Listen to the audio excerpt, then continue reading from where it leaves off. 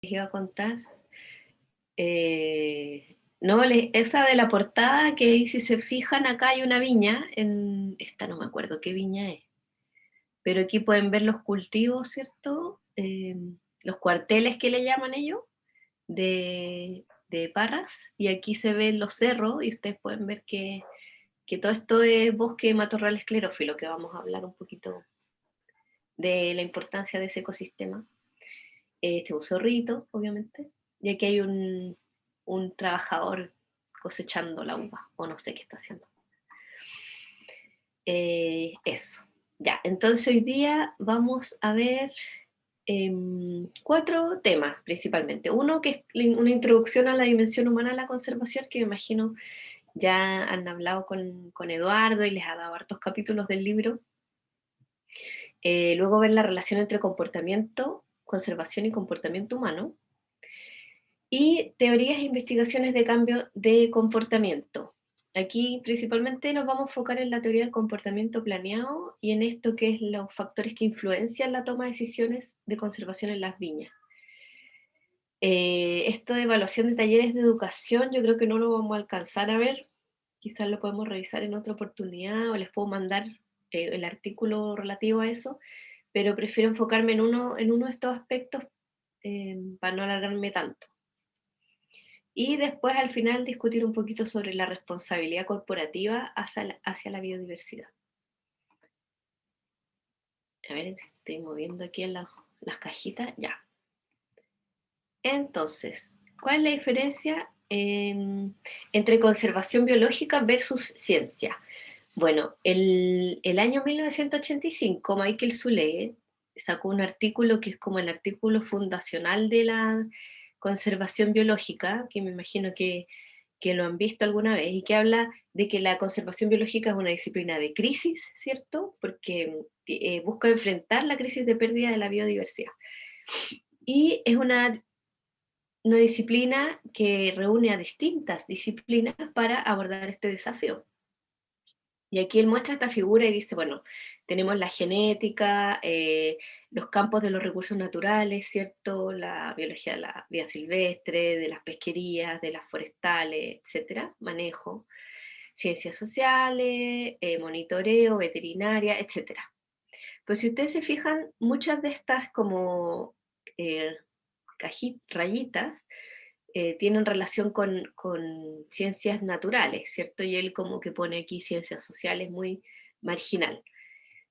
Y luego, 20 años después, si no me equivoco, Peter Careiva y Michel Marbier sacan un artículo en la misma revista diciendo, mira, han pasado 20 años, creo que son 20 años, han pasado 20 años desde que Michael Zuley sacó este artículo, pero nosotros creemos que ya no podemos seguir hablando de biología de la conservación, sino que tenemos que hablar de ciencia de la conservación.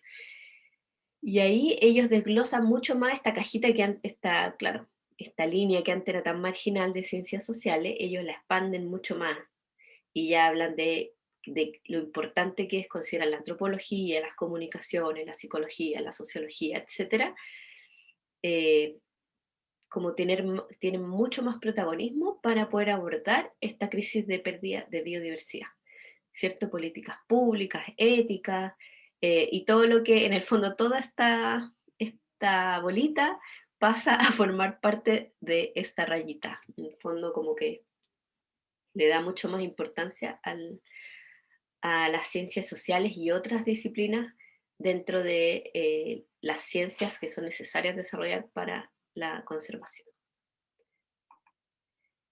Y bueno, ¿qué es la dimensión humana? La dimensión humana se define como la aplicación de las ciencias sociales, tanto de las teorías, los diseños, conceptos y métodos que se trabajan en ciencias sociales para poder entender, describir, teorizar, predecir, planificar y y lo más importante es resolver problemas de conservación y manejo de los recursos naturales.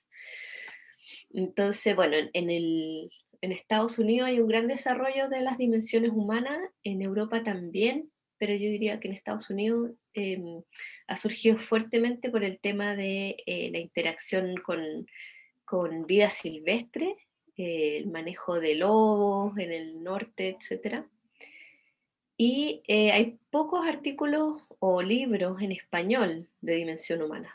Y ahí está, y destaco el libro que editó Eduardo junto a Claudia Cerda y Cristóbal Briceño, y que me imagino que ustedes han tenido acceso a algunos capítulos, si pueden comprarlo o tener el libro sería súper bueno, porque es un gran aporte no solo en Chile, sino para todo el mundo de habla hispana, porque temas en español de Dimensión Humana no hay mucho. Y bueno, ¿cómo es esto de las ciencias sociales para la conservación, para aplicarlo y resolver problemas de conservación? Tenemos, ¿cierto? Acá a este lado ustedes ven las ciencias sociales clásicas, las aplicadas, y están las artes y las humanidades, que ellos lo agregan acá, este es un artículo de Bennett, que lo agregan, pero en el fondo las artes y las humanidades no son ciencia, son interpretaciones del mundo, no buscan predecir, a diferencia de las ciencias sociales o las ciencias naturales, ¿cierto? Que buscan predecir de alguna forma lo que va a pasar. Pero ellos lo incorporan aquí porque pueden tener un rol igualmente importante. Y estas son la filosofía, las humanidades, las artes, la literatura, ¿cierto? La música. Y bueno, las ciencias sociales clásicas tenemos la sociología, antropología, ciencias políticas, geografía, economía, historia, psicología. Y las ciencias sociales aplicadas está el derecho, la educación, la comunicación y el desarrollo. Bueno, y estas teorías, estas ciencias, ¿cierto? Teorías, método, análisis, se pueden aplicar para poder entender distintos fenómenos sociales que tienen relación con la conservación. Primero, atributos individuales, procesos sociales y luego fenómenos sociales. Entonces, los atributos individuales podemos ver la ética, comportamientos, percepciones y preferencias, conocimiento, valores y creencias, ¿ya? Esto es a nivel individual y es un poco en lo que me enfoqué yo en el doctorado. También nos permitiría entender procesos sociales de manejo, de desarrollo, comunicación, de educación, de toma de decisiones y de organización social, que es un poco lo que me estoy abocando ahora en el postdoc con el Centro Humedales, que es entender un poco esto de la organización social y la toma de decisiones en relación a la conservación de humedales urbanos. Y luego también nos permitiría entender fenómenos ya como de mayor, a distintas escalas, ¿cierto? De demografía, ideas y narrativas, normas, políticas, cultura, visión de mundo, políticas y poder, gobernanza y mercados. Entonces, como ustedes pueden ver, hay harto que hacer, mucho que hacer en este campo, por desarrollar todavía. Y a mí esta figura me gusta mucho porque resume un poco qué es esto de las ciencias sociales para la conservación y vuelve a esto de las ciencias sociales clásicas, pero aplicadas a la conservación. Entonces ahí tenemos la filosofía ambiental, antropología ambiental, psicología ambiental. Bueno, está también la psicología de la conservación. Ahora me llegó un paper que era la psicología socioecológica. O sea, hay miles de variantes. Pero todo cae en el fondo dentro de esta misma cajita que son ciencias sociales para la conservación. Está la sociología ambiental, la geografía humana, la economía ecológica, ¿cierto? Que busca medir los servicios ecosistémicos y mucho más allá, entender cómo funcionan los sistemas económicos, cómo incorporar la naturaleza dentro de cómo entendemos los sistemas económicos, la ecología política, que es fascinante, entender estas relaciones eh, globales, locales y estructuras de poder que dominan, ¿cierto? Todo, la toma de decisiones, cómo entendemos el mundo, la etnoecología, cómo las comunidades indígenas, los pueblos originarios y las comunidades locales, eh, los conocimientos que tienen sobre la naturaleza. O sea, hay un montón de temas y disciplinas que son súper interesantes. El derecho para la conservación, estudios de conservación y desarrollo, muy puntualmente también, educación para la conservación, marketing para la conservación, etc. O sea, es un mundo fascinante. Bueno, al menos a mí me apasiona mucho, por eso me gusta mucho esta figura, porque muestra que es mucho más que educación que es mucho más que etnoecología. Cuando uno se aproxima a entender la relación entre naturaleza y sociedad, por lo general llega o por aquí, por la etnoecología, ¿cierto? Entender la relación que tienen los pueblos indígenas con la naturaleza, o a través de la educación. Al menos en mi caso fue así y he visto que en varios casos suele ser de esa forma. Y luego ya uno se empieza a meter en el tema y se te abre este abanico de posibilidades. eh, y ahí uno, bueno, en mi caso uno se empieza a dispersar porque los quiere aprender todo. Eh, pero eso, una invitación también para que puedan seguir explorando esto de las ciencias sociales, para la conservación que tiene mucho, que puede tener mucho impacto. Y bueno, aquí detenerse un poco y pensar por qué es importante estudiar el ser humano, ¿cierto? Porque en el fondo las ciencias sociales buscan entender el ser humano individual o a los colectivos humanos. ¿Y por qué es importante? No sé si alguien quiere responder esta pregunta, ¿por qué es importante estudiar al ser humano?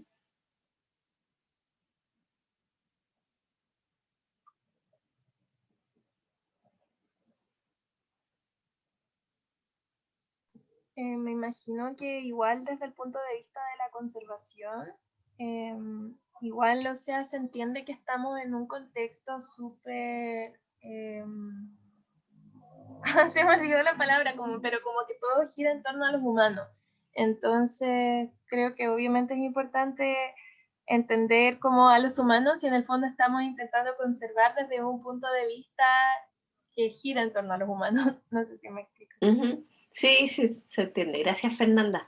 Sí, bueno, ahora vamos a hablar un poquito de eso, pero, pero sí, de todas maneras, el conservar es una acción humana y también eh, si estamos en este minuto del mundo con la crisis que tenemos es por la acción humana, entonces por eso es importante entender al ser humano si queremos cambiar las cosas, cambiar el curso de las cosas. Y esta imagen a mí me gusta mucho, se llama como el apocalipsis de las bombillas o, por no decir las pajas, que suena muy feo. Pero si ustedes se fijan, estas son un montón de bombillas plásticas que fueron tiradas a la basura. Y lo que hace este artista, que lo invito a que lo sigan en Instagram, debe tener otras redes sociales, pero yo lo sigo en Instagram, se llama Von Wong, y él es norteamericano, pero es como descendiente asiático. Y es un artista visual que yo lo encuentro súper interesante porque hace intervenciones eh, para generar conciencia sobre los temas ambientales. Y esta fue una exposición que hizo en Vietnam y donde además es súper choro porque muestra en Instagram, muestra como, se puede meter a la página también, eh, recluta un montón de voluntarios para poder armar las intervenciones que él hace. Entonces aquí le pidió a un montón de gente que empezara a juntar estas bombillas plásticas de la basura o de las calles y juntaron, no me acuerdo, eran como miles, no me acuerdo el número, pero a ver, creo que a ver si lo tengo anotado acá. No, no lo tengo anotado. Pero eran muchas, muchas, y después se junta con los voluntarios y las empiezan a separar por colores. Entonces armó esto que es como una ola, ¿cierto? Este es el mar. Y luego toma fotografía, él toma las fotos. Entonces para mostrar en el fondo como esta apocalipsis que nosotros mismos hemos creado por el impacto que estamos generando en el medio ambiente, ilustrándolo con estas bombillas plásticas que en el fondo nosotros las usamos para tomar bebida o cualquier cosa. Eh, entonces, invito a que sigan a Bongo. Me encantaría que viniera a Chile e hiciera una exhibición, una intervención. Encuentro muy fascinante su trabajo. Bueno, esa también es de Bongo, que también juntó un montón de bolsas plásticas y puso a nadar ahí unas sirenas para mostrar la embarradita que tenemos en los océanos. Entonces, bueno, ¿por qué estudiar al ser humano? Volvemos a la pregunta. Eh, Hay un montón de impactos en la naturaleza que tienen que ver con el cambio climático, con la contaminación, ¿cierto? La contaminación de los mares, la sobreexplotación de recursos naturales, la fragmentación y pérdida de hábitat. Y todo eso es causa de la acción humana. Entonces hay un artículo que no sé si lo han visto, se los puedo mandar después, que salió el 2011 en Conservation Biology, que sacó este psicólogo que se llama Wesley Schultz. Y él dice, es un paper súper cortito, tiene como 3-4 páginas, y dice la conservación significa comportamiento. Y él explica en este artículo cómo llega a esa conclusión, y él dice, bueno, los problemas ambientales son producto de la acción humana, ¿cierto? Por lo tanto, los esfuerzos de conservación tienen que apuntar a modificar la acción humana, si no, no vamos a llegar a ninguna parte. Y él dice, la conservación, y ahí, claro, en el artículo dice, la conservación es una empresa humana, en el fondo un acto humano, como decía Fernando,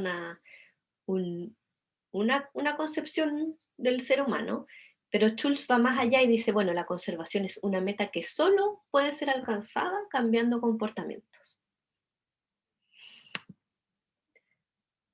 Y aquí los invito a pensar ustedes qué comportamiento deberíamos cambiar. Entonces les pido que piensen, identifiquen al menos un comportamiento que deberíamos apuntar a cambiar como profesionales de la conservación. Aquí olvídense de esto, los invito a pensar en esto, un comportamiento que deberíamos apuntar a cambiar como profesionales de la conservación. Un comportamiento o acción humana. Y los invito a que lo anoten en el chat. Ay, perdón, quiero volver atrás. ¿Se entiende la palabra comportamiento? ¿Cuál es el ejercicio de pensar en...? Sí, sí, se entiende. Ya, bacán, gracias. Entonces ahí les voy a dar un minutito para que piensen y lo anoten en el chat.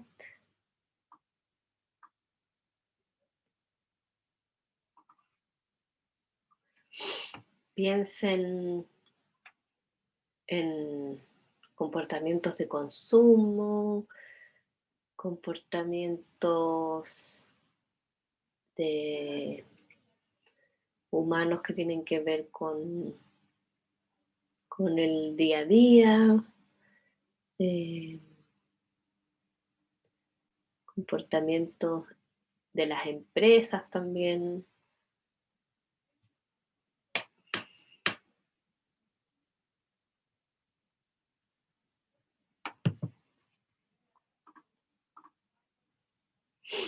¿Se les ocurre alguno? O lo pueden decir también si no lo quieren anotar en el chat.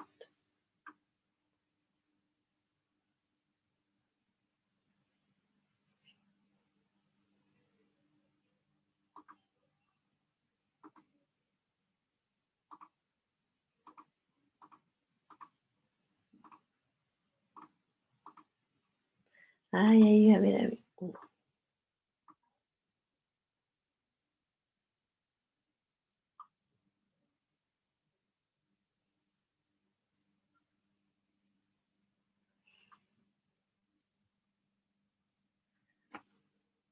Ah, ya tú estás pensando, Carla, como en el comportamiento tuyo, como profesional de la conservación, ya. Sí. Sí, yo les preguntaba como comportamiento de las personas, de la sociedad, o de que ustedes deberían trabajar para cambiar como profesionales. Ah, chuta. No había entendido. Pero, por ejemplo, puede ser el reciclaje, o sea, por ejemplo, el que la gente bote un montón de basura, claro, o sea, ese es un problema que tiene un impacto en el medio ambiente y que los profesionales de la conservación deberíamos trabajar para cambiar, ¿cierto?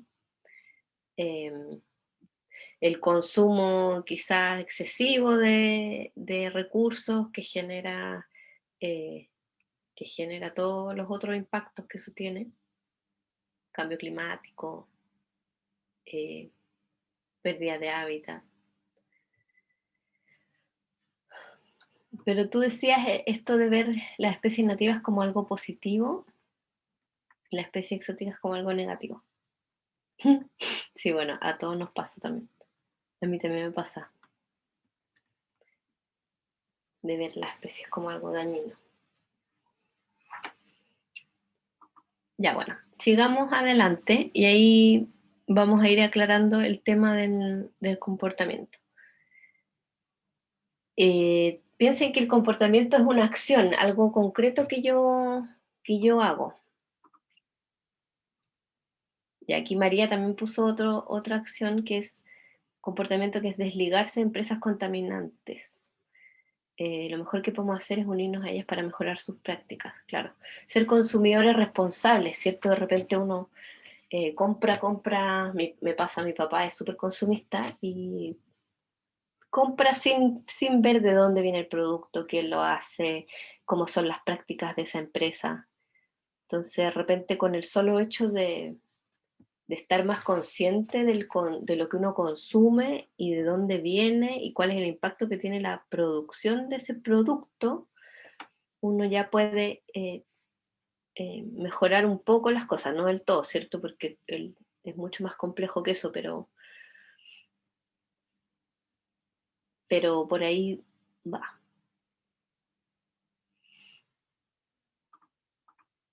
Ya. ¿Qué determina? Entonces la pregunta aquí es, ¿qué determina un comportamiento proambiental?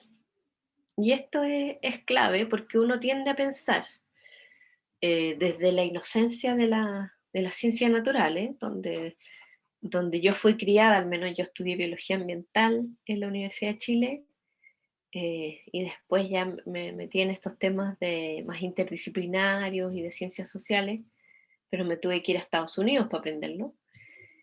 Pero por lo general, cuando uno estudia las carreras de conservación y medio ambiente, siempre vienen desde las ciencias naturales. Y desde las ciencias naturales somos súper inocentes e ingenuos, me atrevería a decir, en cuanto a tratar de aproximarse a este tema. Y uno siempre piensa que el conocimiento, que en el fondo uno siempre dice, es que la gente no sabe, no sabe, no sabe, por eso hay que enseñarles. Y por eso uno llega a la educación, ¿cierto? Dice, bueno, si yo les entrego conocimiento sobre el tema, estas personas van a cambiar sus actitudes y eso va a generar un comportamiento adecuado al medio ambiente. La gente va a reciclar, va a consumir productos amigables con el medio ambiente, no va a matar, no sé, carnívoros porque le comieron las gallinas. Es solo un tema de entregarles información.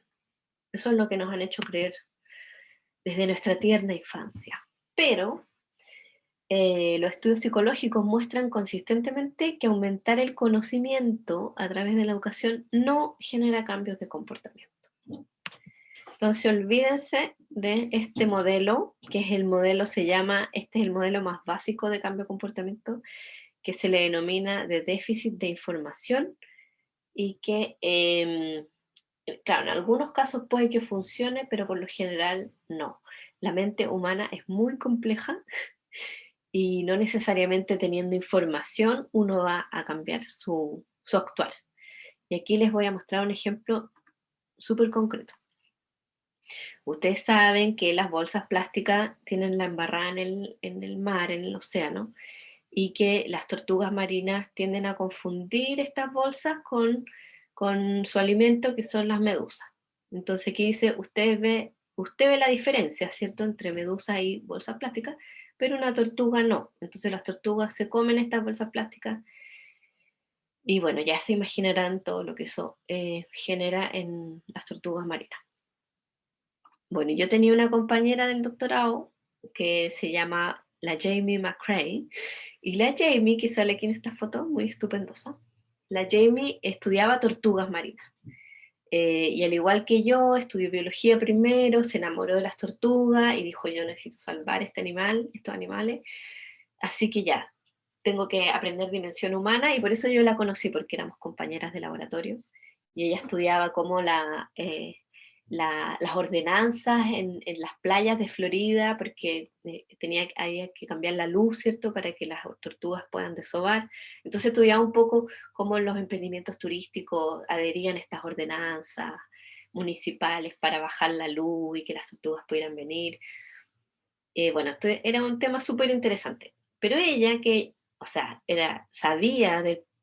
tenía toda la información, todo el conocimiento de por qué las bolsas plásticas tienen tanto impacto en las tortugas y que era amante de las tortugas, a Jamie siempre se olvidaba de llevar las bolsas reutilizables cuando iba a comprar.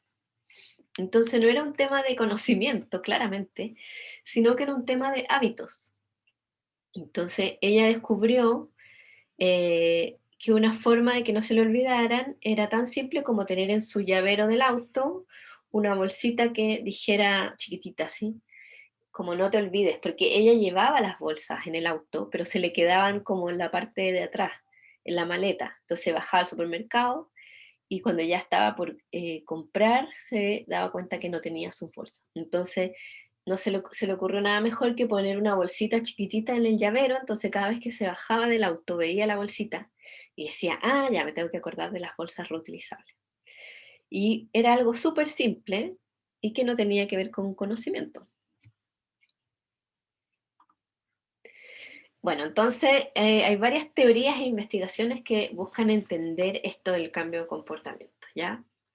Que como vimos en el ejemplo es mucho más complejo que un déficit de información. Y yo les quiero mostrar esto aplicado a un problema puntual en Chile, que tiene que ver con el tema de las viñas y el ecosistema mediterráneo. El ecosistema mediterráneo, no sé si ustedes conocen o están familiarizados con este ecosistema, pero es muy raro porque solo se da en 5 lugares del mundo, que son los que están aquí marcados en rojito, ¿cierto? Chile Central, California, eh, el Mediterráneo, que es como el que da origen al nombre, el sur de África, el suroeste de África y el suroeste de Australia. Y estos ecosistemas se caracterizan por tener veranos cálidos y secos y inviernos lluviosos y fríos y las estaciones muy marcadas. Y eso hace que sean lugares súper idóneos para el desarrollo de la agricultura, es donde por lo general se produce el vino, ¿cierto? Y además son lugares que se consideran altos en diversidad y endemismo. El endemismo acá es súper alto, se dan especies que no se dan en ninguna otra parte, como el caso de Chile Central, y son lugares que también tienen una alta amenaza por el tema de lo que yo les comentaba, que son sitios muy idóneos para desarrollo agrícola y también para asentamientos humanos, porque al ser humano le gusta esto de las estaciones marcadas y los climas mediterráneos, entonces hay harto desarrollo urbano. Y por esas 3 características son considerados hotspots de biodiversidad, o sea, lugares que son prioritarios en el mundo para la conservación. Y como ven aquí, este mapa muestra todos los hotspots de biodiversidad en el mundo, que son 35. Los 5 ecosistemas mediterráneos, las 5 regiones que son mediterráneas, están consideradas dentro de estos hotspots. Y en Chile, por si no han ido a la zona central, me imagino que la mayoría conoce, pero aquí pueden ver en las laderas, ¿cierto? Que son, la ladera sur es más húmeda y tiene más bosque, más desarrollo de arbóreo, y la ladera norte tiene más desarrollo de cactáceas. Y algunas especies características de este ecosistema, este es un boldo. Yo ya me he enfocado tanto en los seres humanos que ya, ya me olvidé un poco de la identificación de especies. Quizá ustedes me pueden decir mejor, pero sí, parece que es un boldo. Bueno, aquí las especies tienen la característica de que tienen las hojas duras, porque tienen que ser capaces de soportar la desecación del verano. Por eso tienen adaptaciones las plantas muy particulares a esta zona y por eso hay tanto endemismo. Y hay especies tan particulares como la turca, bueno, la huiña, que también está en el sur de Chile, pero también está en el bosque esclerófilo, y la palma chilena, que es una especie que está en peligro, si no me equivoco. Bueno, y el ecosistema mediterráneo en Chile va de la zona central, aproximadamente la cuarta región, hasta la octava más o menos, y es donde se cultivan las viñas. Y aquí ustedes pueden ver, esta es la latitud y estas son las superficies de áreas protegidas del Estado, protegidas en el Sistema Nacional de Áreas Protegidas, y como pueden ver, la gran mayoría está en el sur, ¿cierto? En las latitudes más bajas, en el norte, pero en la zona donde tenemos este ecosistema tan particular y que es sitio prioritario de conservación en el mundo, no hay nada, casi nada de áreas protegidas. De hecho, solo el 1% de esta región está bajo categorías de protección pública y el resto se encuentra en manos de propietarios privados. Entonces, por eso es importante trabajar con privados. Bueno, la industria como blanco de la conservación, pensé que justo tengo aquí, claro, la industria del vino como blanco de la conservación, porque como yo les comentaba, aquí ustedes tienen los cultivos y en muchos predios agrícolas tienen también, son dueños de los cerros, que es donde está el remanentes de bosque matorral esclerofilo. Y además de eso, la industria del vino se caracteriza por este concepto del terroir, que no sé si han escuchado, que es una palabra francesa, y que se traduce como el sabor de la tierra. Entonces, la calidad de la uva y del vino, del producto final, depende, y los productores, los viticultores están muy conscientes de eso, depende de las condiciones climáticas, edafológicas del terreno donde se cultiva la uva. Y no solo eso, hay otros autores, otra corriente que dice que no solo es las condiciones biofísicas del lugar donde se cultiva, sino también cultural, las prácticas culturales, las tradiciones, todo eso hace el terroir, que se traduce en el sabor particular del vino. Así que es un tema bien interesante. Entonces, como la industria tiene esta inclinación, esta como sensibilidad con el tema del terroir, uno tendería a pensar, ¿cierto?, que van a estar mucho más dispuestos a proteger la naturaleza porque es parte del terroir. Entonces, si bien la industria del vino es una industria en expansión, ¿ya? Lo que genera que muchos hábitats son convertidos a agrícola, también hay una serie de productores y consumidores que valoran estas prácticas amigables con el medio ambiente. Eso hace que haya un número creciente de programas de sustentabilidad en el mundo que busque conciliar la expansión agrícola con la conservación. Y ahí está el caso en Sudáfrica, por ejemplo, hay una alianza entre vinos de Sudáfrica y la WWF, y ahí nace esta iniciativa de Biodiversity and Wine Initiative, que es la iniciativa de biodiversidad y vino de Sudáfrica, que es súper interesante, ahí sí pueden entrar a mirar la página. De hecho, tienen como una cosita de bolsillo así chiquitita, con todos los vinos que son parte de la iniciativa, entonces cuando uno va a comprar saca este panfletito, que a esta altura ya me imagino que debe ser una aplicación, y ve qué vino está en la iniciativa y puede comprar ese vino. En California también hay iniciativas, en Nueva Zelanda, en Australia, bueno, y Chile obviamente no quiere dejar de ser menos y saca este programa Vino, Cambio Climático y Biodiversidad, que es una iniciativa de la Universidad Austral y también del Instituto de Ecología y Biodiversidad. Entonces, yo cuando empecé el doctorado empecé a averiguar sobre estas iniciativas y encontré que se sabe muy poco acerca de la efectividad de estas iniciativas y qué factores específicos determinan que las empresas adopten prácticas de conservación en Chile.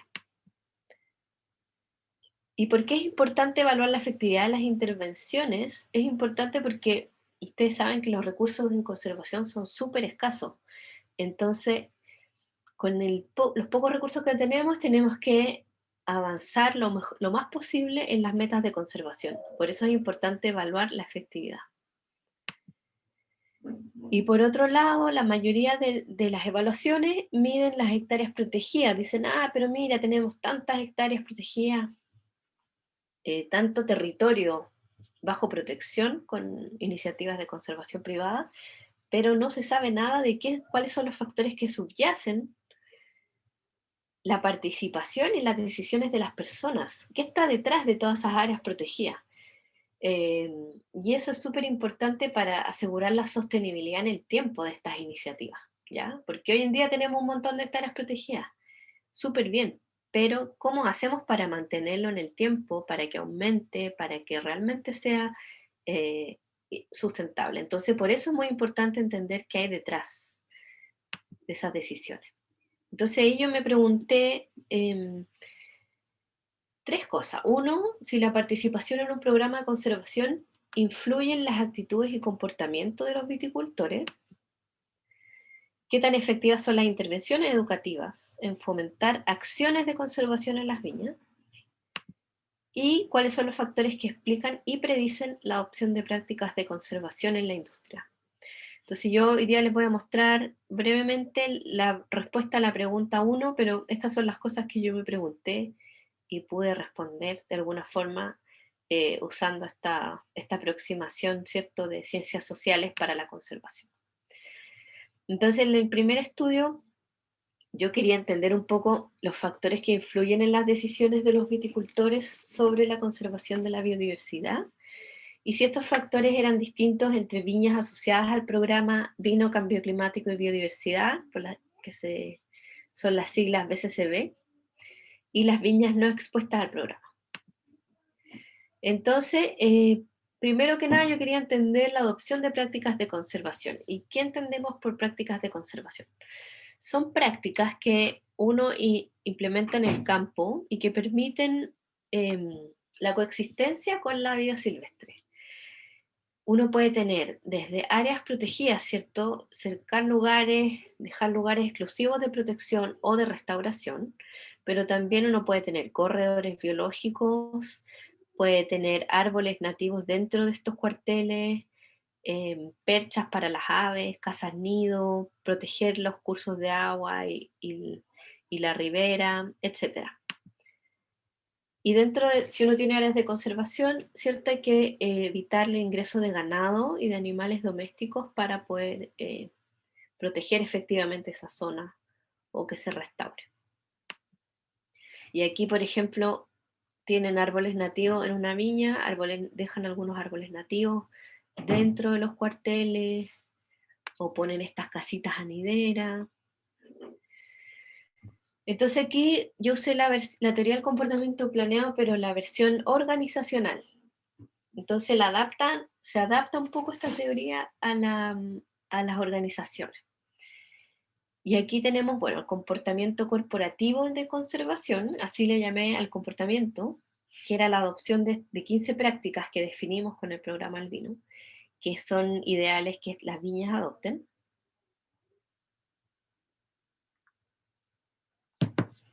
Y bueno, luego las actitudes, ¿cierto? Que es en el fondo la evaluación positiva o negativa que yo hago de estas prácticas y que influye en si las adopto o no. Luego la influencia social, que tiene que ver con los actores internos y externos de la empresa que están aprobando o desaprobando este comportamiento de conservación. Eso también influye, ¿cierto?, en el comportamiento. Y el control percibido, que es qué tan fácil o difícil es adoptar estas prácticas de conservación, qué tan autosuficiente me siento yo para hacerlo. Y ahí también hay distintos factores que tienen que ver con los recursos también que puede tener la organización y el apoyo gubernamental. Entonces, hicimos un estudio entrevistando a gerentes agrícolas, que son finalmente los que toman las decisiones en el campo, y teníamos 13 viñas del programa del vino, que era nuestro grupo de tratamiento, y 10 viñas de un grupo control, que no estaban en el programa, pero que tienen un volumen parecido en términos de exportación. O sea, la idea era que fueran viñas lo más parecido posible, para disminuir el sesgo o otros factores que tengan que ver con la producción. Entonces entrevistamos a 25 gerentes de 23 viñas, y les preguntamos sobre las características de la viña, si adoptaban estas prácticas o no, y algunas secciones de la entrevista que permitían ver las otras factores de la teoría del comportamiento planeado. Y bueno, para analizar los datos teníamos datos cuantitativos, que era el número de prácticas, si lo adoptaban o no, y todo el resto de los datos los analizamos cualitativamente, que aquí no voy a entrar mucho en detalle, pero los datos se van codificando en distintos niveles y luego uno compara los casos, ¿cierto? En este caso comparamos las viñas del programa con el grupo control. ¿Y qué encontramos?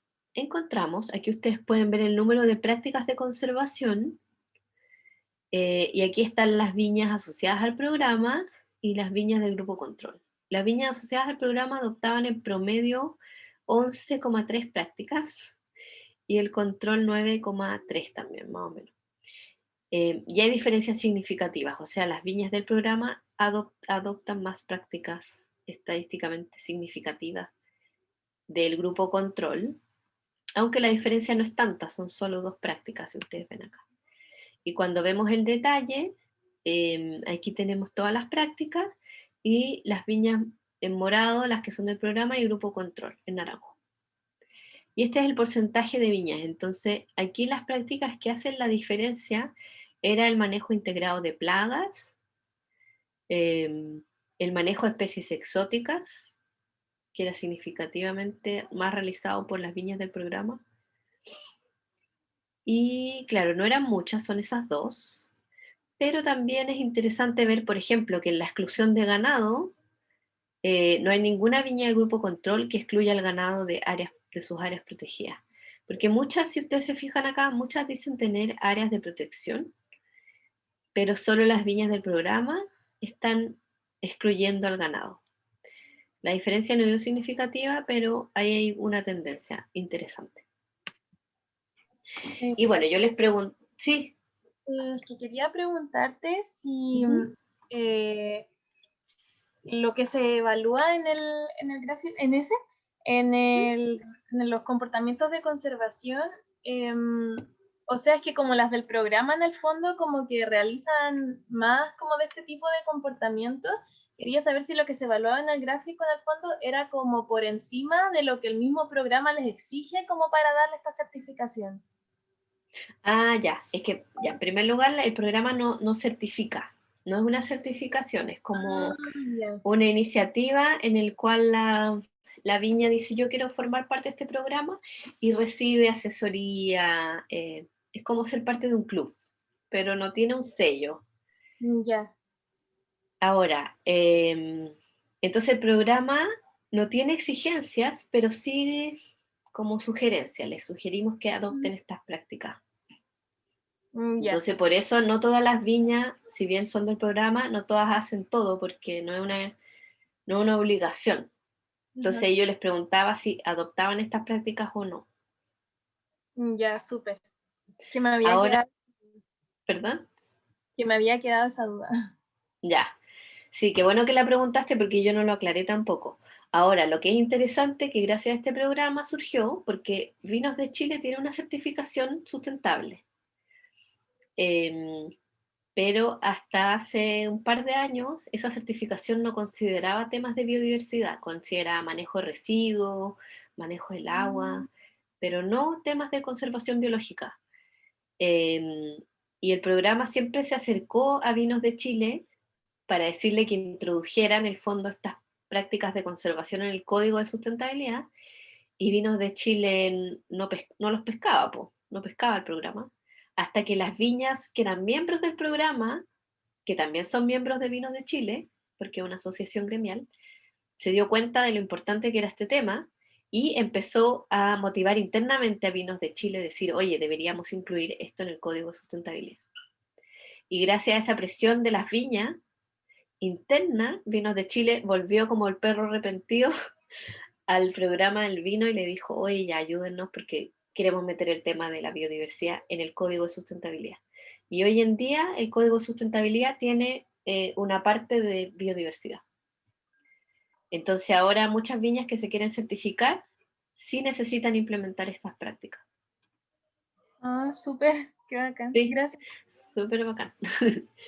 Ya bueno, y yo les preguntaba, en ese tiempo, cuando yo hice estas entrevistas, eso no estaba en el Código de Sustentabilidad, entonces piensen que no era requisito para certificarse hacer esto.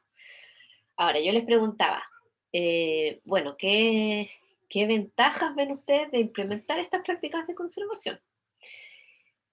Y aquí vemos que habían dos como grandes factores, ciertos factores comerciales, pero también factores ecológicos que tienen que ver con los servicios ecosistémicos. Entonces aquí el puntito indica si la viña, si el entrevistado de ese grupo mencionó o no estos temas. Y los factores comerciales eran de dos tipos, los estratégicos y monetarios. Los estratégicos tenían que ver que el adoptar estas prácticas de conservación les daba una ventaja competitiva frente a otras viñas, permitía acceso a nuevos mercados y les da una imagen corporativa y mejor reputación. Y eso lo mencionaban tanto las viñas del programa como Grupo Control. En cuanto a los resultados monetarios, sí hay un ahorro de costos, ellos notan, y mayor valor de la tierra, pero eso lo mencionaban solo en las viñas del programa. Ahora, también ellos veían impactos en ecológicos, que ellos no le llamaban servicios ecosistémicos, pero después yo me di cuenta que se podían clasificar en los distintos servicios, categorías de servicio ecosistémico, y muchos mencionaban que el tener estos corredores biológicos, estas áreas de protección, ayudaba al control de la erosión. Y también ayudaba al control de pestes y enfermedades, y de alguna forma por eso ellos hablaban de un ahorro de costos también, porque tenían que aplicar muchos menos productos químicos. Y también hay servicios culturales que tenían que ver con la identidad cultural, en el caso de las viñas del programa, también beneficios espirituales, de inspiración, estético para la gente que trabaja en la viña, servicios de recreación y ecoturismo, de educación, que también eso solo lo mencionan las viñas del programa. Y lo que es interesante, y por eso lo pongo acá, que los servicios de soporte y provisión, que son como los bases, ¿cierto? El desarrollo del suelo, la provisión de agua, todo eso no lo mencionan mucho, mencionan más estos servicios. Es como que si no los vieran, no se dieran cuenta que están ahí.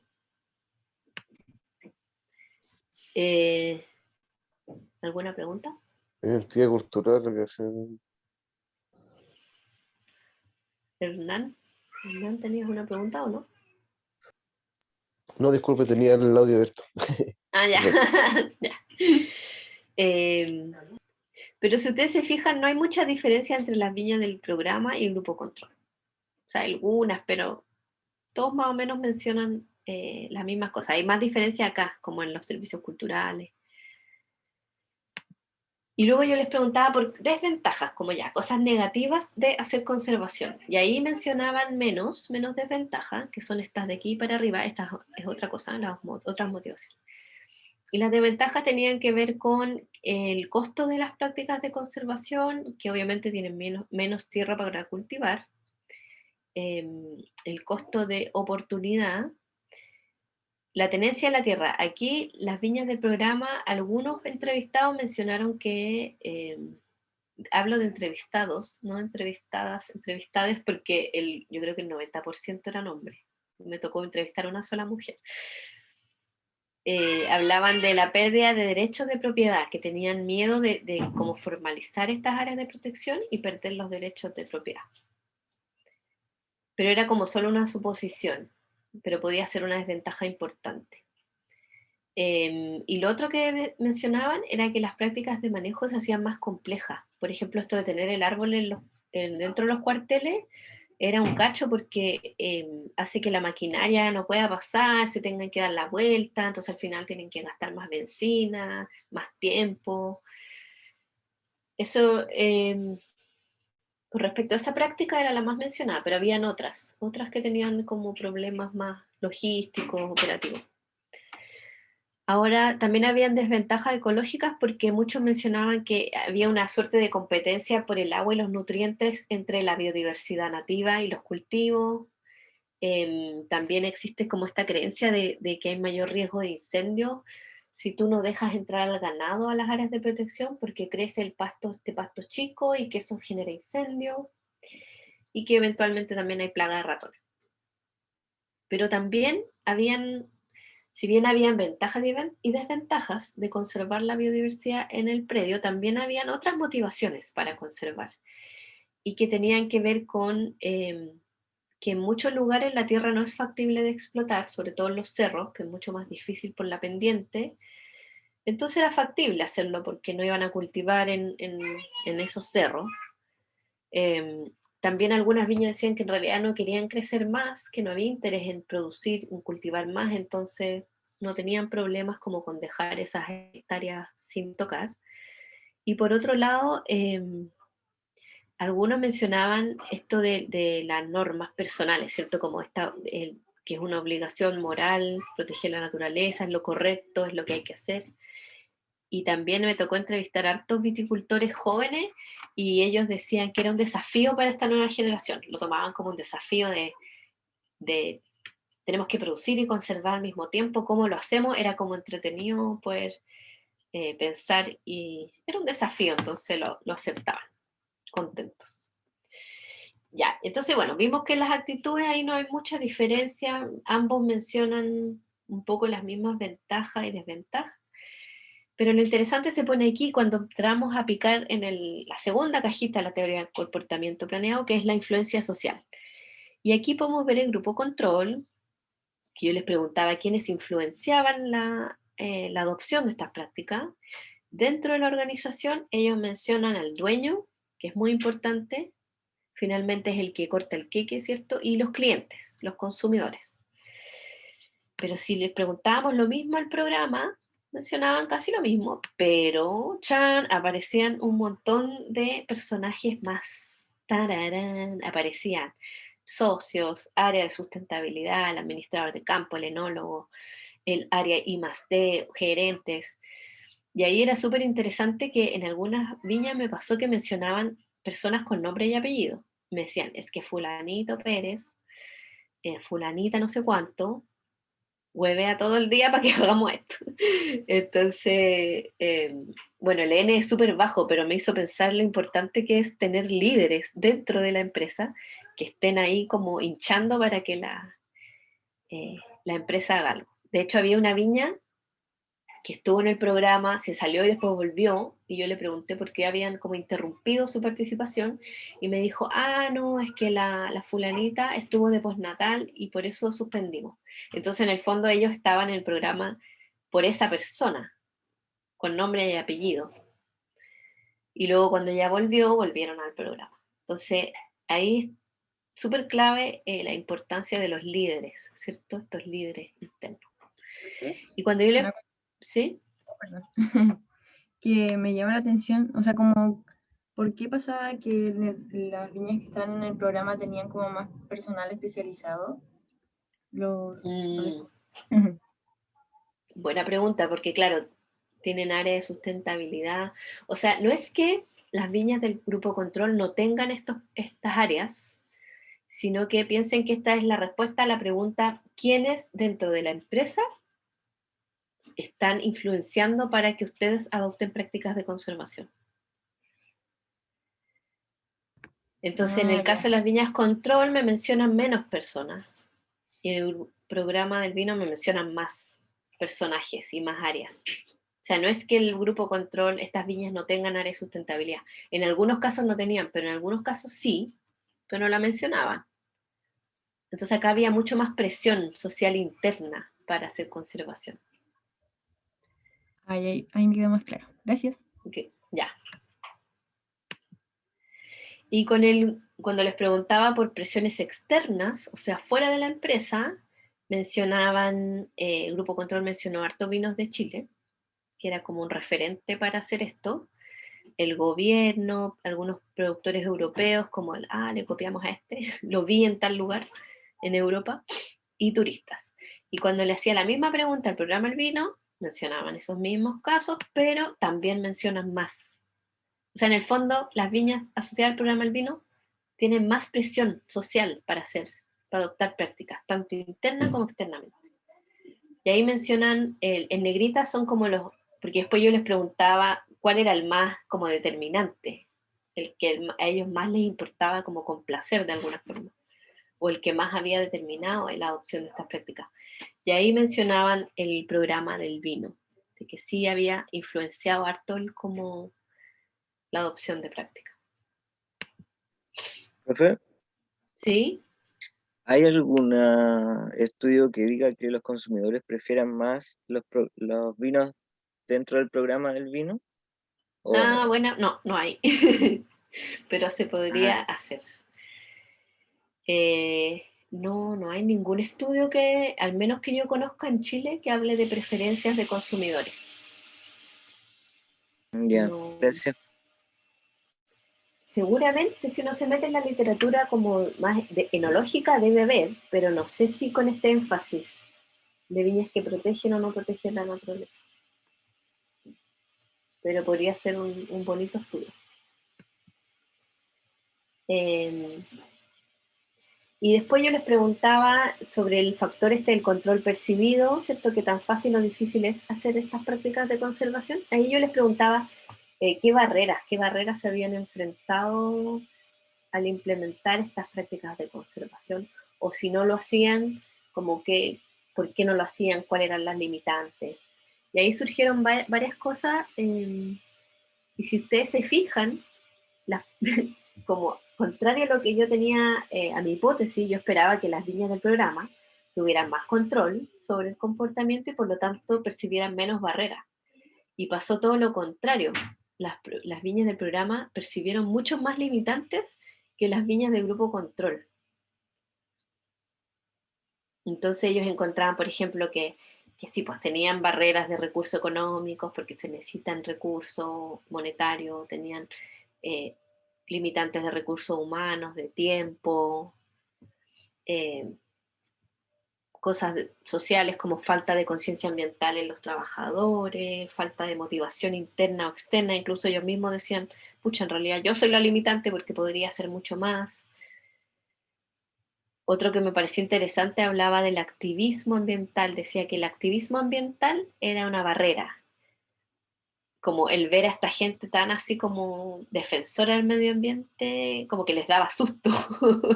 Entonces les generaba como un rechazo de no hacer más cosas, que me pareció súper loco. Y el apoyo técnico, muchos decían que el apoyo de los profesionales de conservación era escaso. Yo encontraba que había pocos profesionales, así que sí, chiquillos, aquí hay un nicho importante para ustedes. O que el apoyo es temporal o intermitente, por ejemplo, todo el apoyo de estos programas, del programa El Vino, por ejemplo, tienen recursos limitados y en algún momento se va a acabar, ojalá que no, pero es un apoyo temporal, no es permanente. Otra cosa que me pareció súper interesante, que decían que no tenían clases de conservación en agronomía. Entonces ellos notaban esa debilidad en su propia formación. También hablaban de falta de información científica relevante, que ahí les voy a contar más en detalle un poco de eso, y la incerteza en la información científica, que para ellos era confuso, esto del cambio climático, viene o no viene, cuándo viene, qué impacto va a tener, como que necesitaban más ese tipo de información. Y eso que les comentaba, que los gerentes del programa El Vino reportaron el doble de barreras que el grupo control. ¡Chan! Significativamente. ¿Se les ocurre por qué? Porque el programa de viñas quizás tenía más práctica, entonces tenía más barreras. Como que implementar. Sí, yo creo que tiene que ver con eso, que en el fondo ellos estaban haciendo más cosas, estaban como mucho más conscientes de lo que implica hacer conservación, por lo tanto estaban más conscientes también de los desafíos y las barreras que eso implica.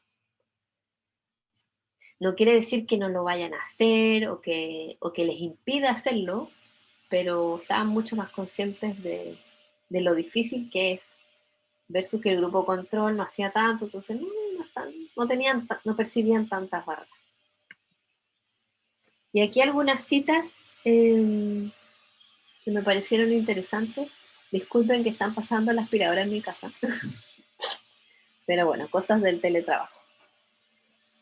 Un viticultor, cuando yo le pregunté, porque yo después les preguntaba, bueno, después de todas estas barreras, ¿qué sería, qué necesitan ustedes para hacer más conservación, para comprometerse más con el tema?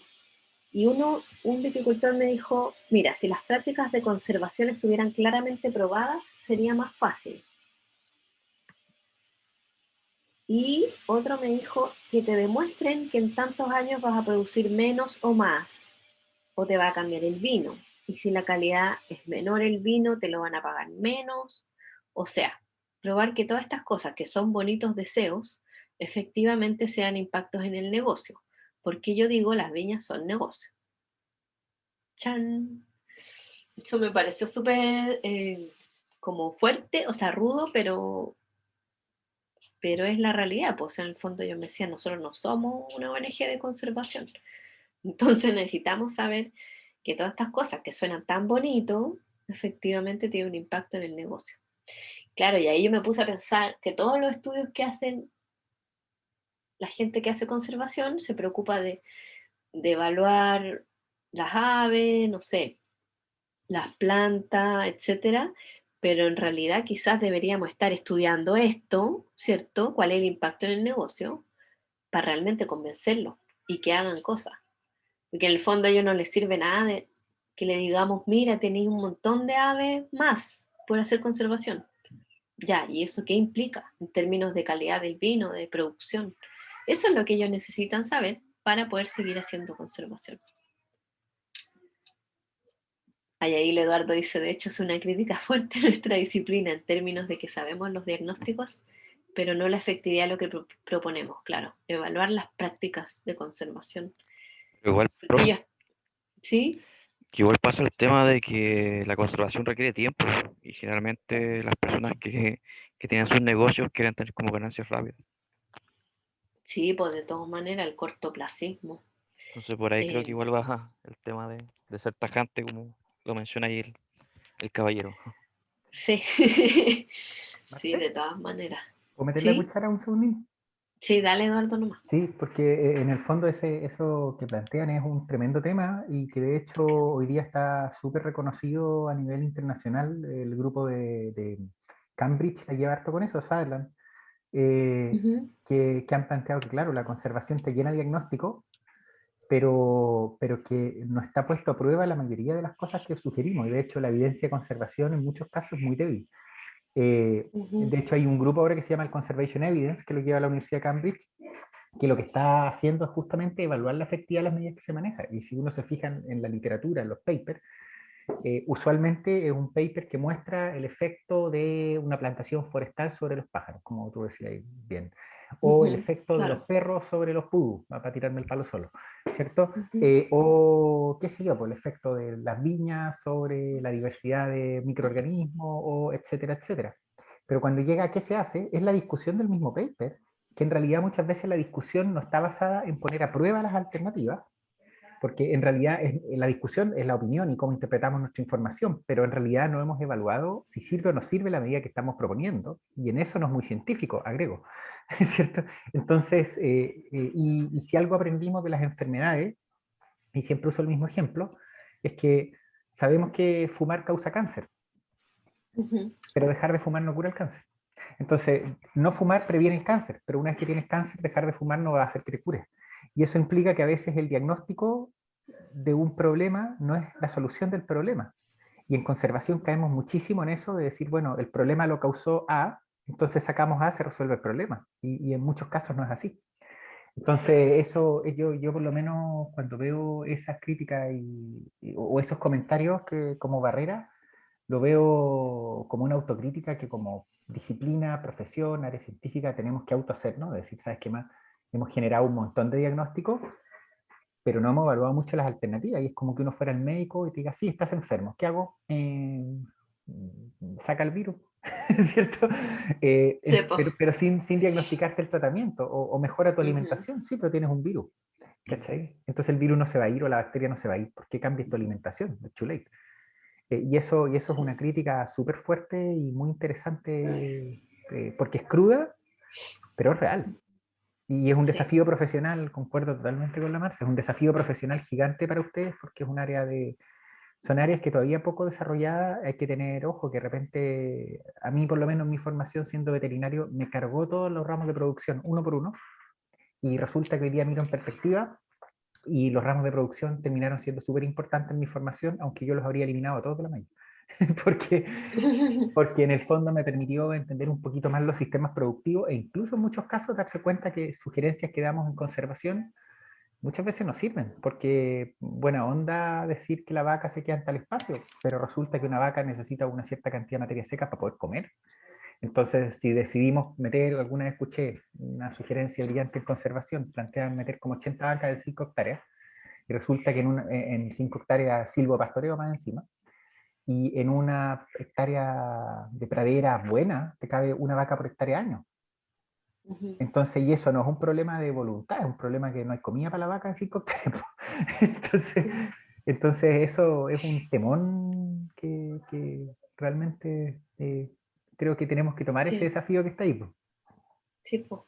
Oye, que hay una pregunta que que hizo Hernán en el chat, que dice, en el caso de las normas de calidad, por ejemplo, en viñas orgánicas, ¿exige estándares de conservación? Tú te refieres, Hernán, a las certificaciones de orgánicas, ¿o no? Porque hasta donde yo tengo entendido no exigen temas de conservación, o sea, es como manejo de pesticidas, pero no necesariamente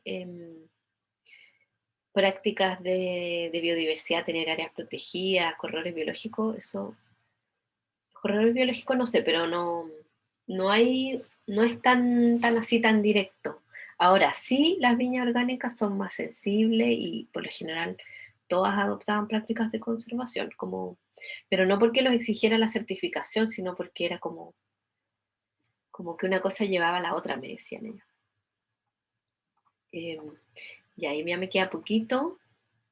Bueno, esto es el resumen en realidad de este estudio que muestra que cuando vemos ya la teoría del comportamiento planeado, vemos que aquí el resumen, ¿cierto? Las viñas del programa implementan más prácticas, las que hacen la diferencia serían el manejo integrado de plagas, y claro, ahí va el tema de las viñas orgánicas, ¿cierto? Las viñas orgánicas obviamente están dentro de este paraguas, el manejo de especies exóticas y la exclusión de ganado más marginalmente, las actitudes, uy, espérense, las actitudes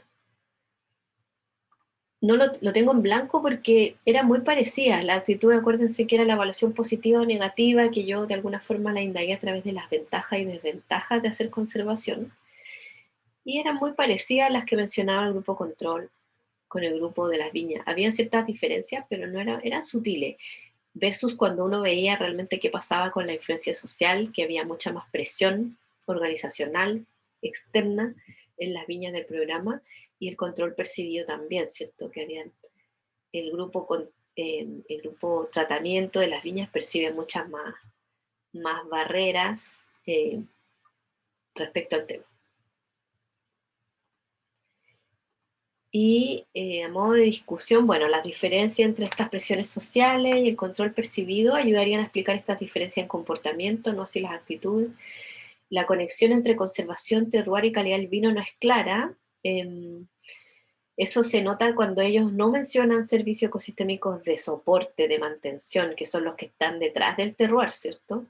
Y también muchos me decían que era intangible un poco esta relación, que ellos como que percibían que era importante para el terroir, pero no lo ven muy claramente.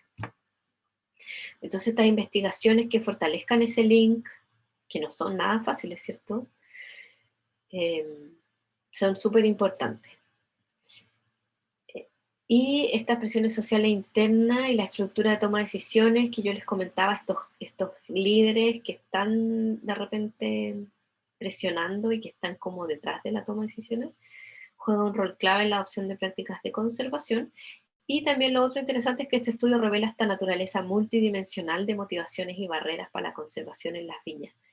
Cuando yo empecé a hacer esta investigación, todos me decían, ¿para qué lo hacen? Sí, obvio que lo hacen por dinero. Y cuando ustedes pueden ver que hay muchas razones, hay razones de control de erosión, control de plagas, del desafío que significa hacerlo, me gusta, adhiero a ese desafío porque quiero hacerlo, es desafiante, es lo que se debe hacer, o porque hay terreno y no tengo problema en hacerlo, hagámoslo.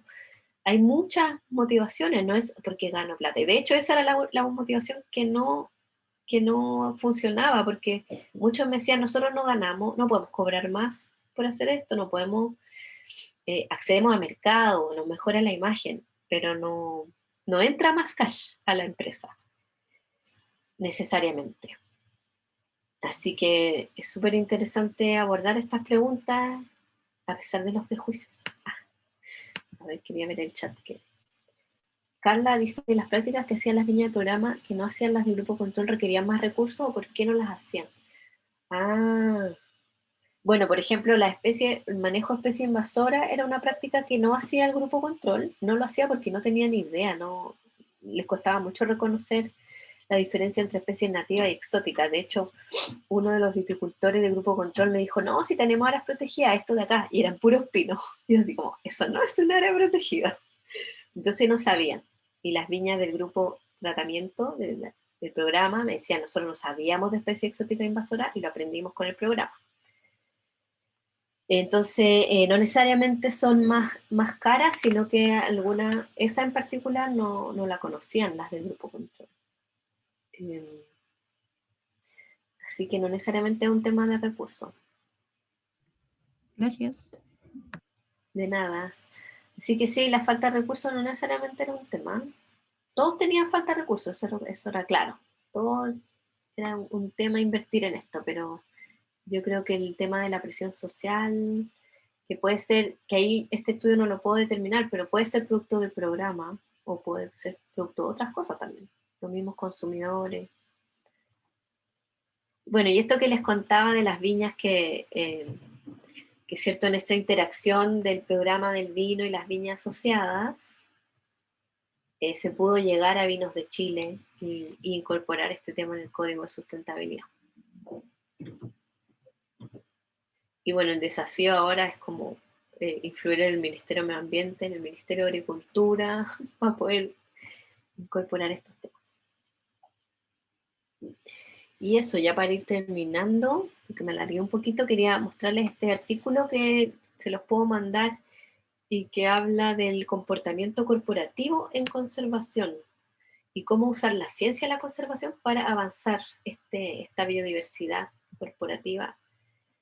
Entonces, en el estudio analizan como las empresas más grandes, según esta revista Fortune, las más grandes, que representan a 15 sectores, que casi la mayoría de la casa matriz está en Estados Unidos o en China.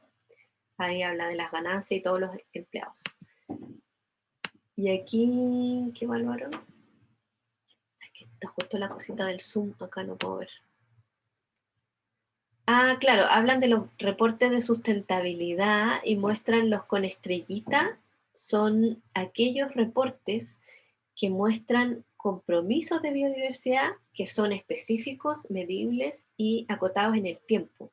Entonces, de estas 100 empresas, solo 5, que son los que tienen estrellita, tienen en sus reportes de sustentabilidad estos aspectos medibles para efectivamente ir monitoreando si efectivamente las acciones de la empresa van afectando a la biodiversidad.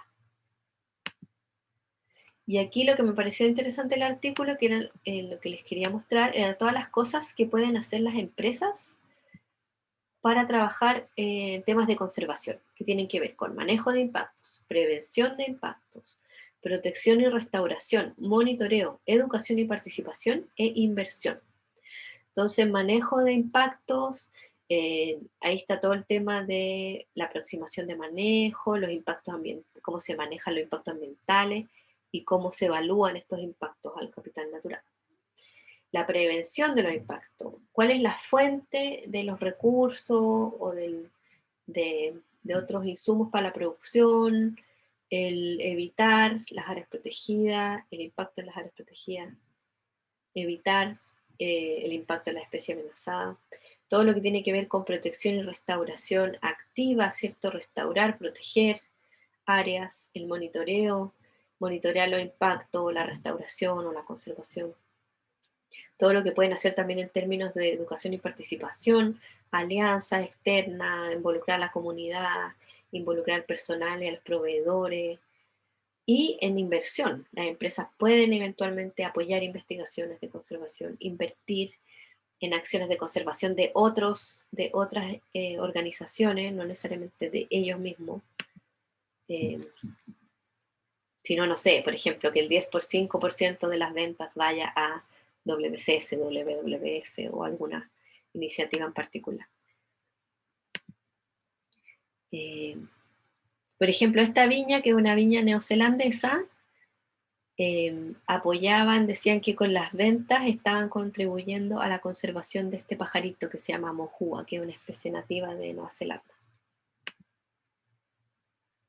Bueno, y aquí no quiero entrar mucho en detalle por la hora, pero aquí es todo, quería mostrar la cadena de producción del vino, que tiene que ver con el cultivo, la cosecha, la producción del vino, ¿cierto? En la bodega, todo lo que tiene que ver con el empaque y la distribución, la venta, el consumo y el desecho. O sea, todo esto, cuando uno toma vino, piensen en todo esto que tiene que pasar y todo lo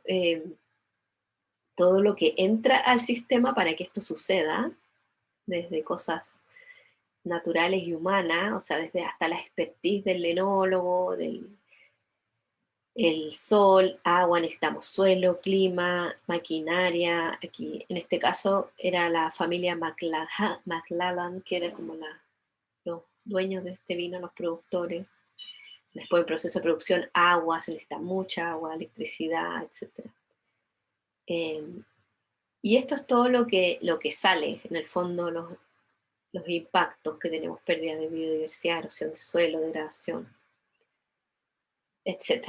En el caso del transporte, lo más fuerte es el tema de las emisiones de CO2 por el transporte del vino. Y eso, pues, o sea, en el fondo hay mucho que hacer. Esto piensen solo para el vino, imagínense cualquier otro producto. Piensen en la cadena de producción, cómo uno podría analizar y desglosar esto y ver cómo mejorar el impacto, reducir el impacto y la huella de la producción.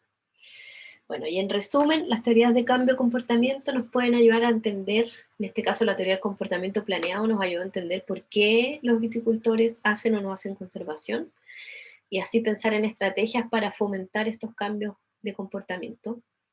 Que las alianzas y colaboraciones con la industria son claves para tener un impacto a gran escala en conservación de la biodiversidad. O sea, estamos hablando, no me acuerdo cuántas hectáreas han logrado proteger las viñas, pero es harto, es un buen número. Entonces, trabajar con la industria puede tener un impacto importante. Y hay muchos aspectos en los que ustedes como profesionales pueden contribuir a avanzar estos temas de responsabilidad corporativa de las empresas en temas de biodiversidad. Y eso. Les quería mostrar esa última imagen para terminar. En el fondo es súper importante entender la dimensión humana para poder enfrentar los problemas de conservación y el impacto que estamos teniendo en el planeta, para que no se nos venga la ola encima, como en esa foto, esa imagen es súper poderosa, como el niñito caminando y vienen todas las bombillas. Ahí, se le vienen encima a las futuras generaciones. Así que eso tenía para ustedes. No sé si tienen preguntas, comentarios. Me extendí un poquito, pero ojalá que les haya servido.